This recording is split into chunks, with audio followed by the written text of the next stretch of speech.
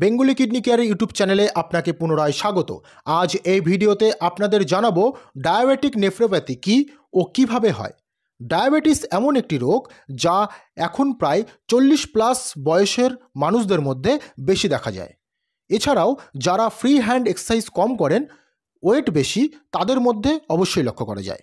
গ্রামের মানুষদের তুলনায় শহরের মানুষদের মধ্যে 40+ বয়সের সঙ্গে সঙ্গে এই ডায়াবেটিস এবং বিপি খুবই কমন ব্যাপার। ডায়াবেটিস এমন একটি কমন রোগ যার কারণে বেশিরভাগ পেশেন্ট একে ইগনোর করে থাকেন। তারা ভাবেন যে সুগারই তো হয়েছে, সুগার এমন কোনো ব্যাপার না, ওষুধ খাবো, কন্ট্রোল থাকবে এবং ঠিক হয়ে যাবে, এই ভেবে অনেকে কেয়ার করেন না। কিন্তু এটা অনেকে জানেন না যে ডায়াবেটিসের কারণে অনেক বড় বড় সমস্যা ও অনেক বড় রোগের সৃষ্টি হচ্ছে গোপনে, যদি আপনি কন্ট্রোল না করে থাকেন। আপনি হয়তো শুনে থাকবেন কারোর কিডনি খারাপ হয়েছে, সেই কিডনি কিসের জন্য খারাপ হলো, তার কারণ এই ডায়াবেটিস এবং ব্লাড প্রেশার। যদি আপনার ডায়াবেটিস থাকে আর কন্ট্রোল না রাখেন, তবে অনেক টাইপের সমস্যার সম্মুখীন আপনি হতে চলেছেন।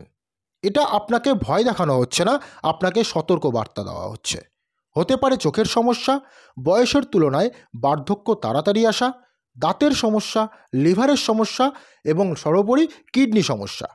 এগুলোর মধ্যে চোখের সমস্যা ও কিডনি লিভারের সমস্যাটা বেশি দেখা যায়। এসব সমস্যার মধ্যে বড় দুটি সমস্যা হলো লিভার ও কিডনি। তাই ডায়াবেটিসকে কন্ট্রোল করা বিশেষ প্রয়োজন হয়ে পড়ে একজন ডায়াবেটিস পেশেন্টের জন্য। ডায়াবেটিক পেশেন্ট সুগার লেভেল বেশি থাকলে ব্লাডের সঙ্গে সঙ্গে বডির বিভিন্ন অর্গানে আর্টারি এবং ভেন দিয়ে পৌঁছায়। কিছু অর্গানে মাইক্রো ক্যাপিলারিস থাকে, যেমন চোখ, পায়ের শিরা ও উপশিরা, কিডনির নেফ্রন্স, এগুলোতে। ডায়াবেটিস যখন বেশি মাত্রায় থাকছে ব্লাডে, সেই ব্লাড ফ্লোর মাধ্যমে সেই মাইক্রো ক্যাপিলারিসকে আঘাত করতে থাকে, যার ফলে ব্লাড ফ্লো কমতে থাকে। ব্লাড ফ্লো কমার ফলে অক্সিজেন হ্রাস পায়, ফলে যেসব অর্গান ড্যামেজ হতে থাকে ডে বাই ডে, সেগুলো হলো লিভার, কিডনি, চোখ। আর এই সিস্টেম একদিনে হয় না, ধীরে ধীরে চলতে থাকে সাইলেন্টভাবে। ব্লাডে হাই সুগার মাত্রা থাকার কারণে এই প্রসেস রানিং থাকে, যার কারণে চোখের সমস্যা, কিডনির সমস্যা, লিভার ফেইলার এসব রোগ দেখা যায়। তাই যেসব কিডনি ফেইলার পেশেন্টদের ডায়াবেটিস আছে, তাদের ডায়াবেটিসকে সবার প্রথমে কন্ট্রোল রাখতে হবে। কিডনি খারাপ হওয়ার কারণ এটাই। এছাড়াও ব্লাড প্রেশারের কারণে কিডনি খারাপ হয়। তাই কারণকে আগে স্টপ করতে হবে, অ্যান্ড দেন কিডনির ওপর ট্রিটমেন্ট। সুগার লেভেল বেশি থাকলে বডি উইক হতে থাকে ডে বাই ডে। সুগারকে কন্ট্রোল করলে বডি নিজেকে রিকভারি করার চেষ্টা করবে। তাই ফার্স্ট স্টেপ ডায়াবেটিসকে কন্ট্রোল করা। ফাস্টিং বা পিপি যেটাই হোক, 180 এর বেশি রাখার চেষ্টা করবেন না। ফাস্টিং বা পিপি সবসময় 180 বা তার কম রাখার চেষ্টা করবেন। ডায়াবেটিক নেফ্রোপ্যাথি পেশেন্টদের কিডনির function, GFR, creatinine level down, এসবের জন্য কাজ করতে হবে ট্রিটমেন্ট।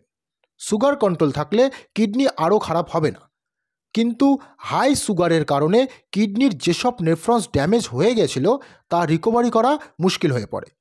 কিডনির বায়োপসি টেস্ট করলে দেখা যায় 2 type damage. First damage, nephron কিছু আছে যেগুলো ডেড হয়ে গেছে, সেগুলোকে রিকভারি করা পসিবল নয়। আর কিছু নেফ্রন্স এমন থাকে যা উইক আছে, কাজ করছে না, ইনফ্লামেন্টের কারণে এই নেফ্রনগুলো অকেজো হয়ে পড়ে আছে। এই সব নেফ্রন্সকে রিকভারি করা পসিবল সঠিক ট্রিটমেন্টের মাধ্যমে। এই নেফ্রনগুলোকে কাজে আনলে তা ক্রিয়েটিনিন ভ্যালু কমাবে, জিএফআরকে বাড়াবে, কিডনির ফাংশনকে ইমপ্রুভ করবে। তো বুঝতে পেরেছেন যে কিভাবে ডায়াবেটিককে যদি আপনি কন্ট্রোল না রাখেন, আপনার কি কি রোগ কিভাবে হয়।